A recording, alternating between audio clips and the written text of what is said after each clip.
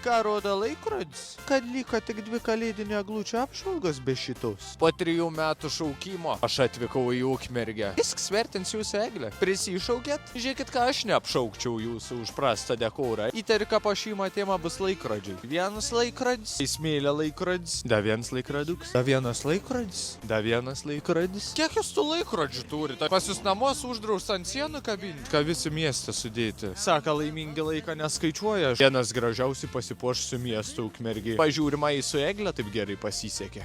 Apšviesta kai Louis Vuitton. Apeinam aplink. Pagal laikrodžio radiklį tik einam.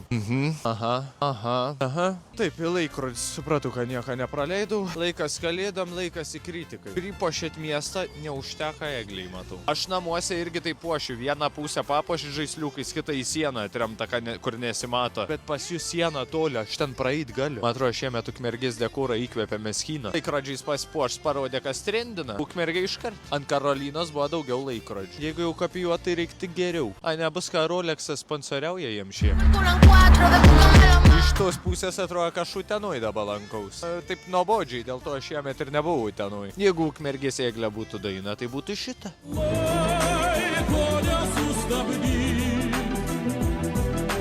Rašykit komentaros, kaip jums Ukmergės eglutė. O mum jau laiks važiuot, žinau. Arrivederci.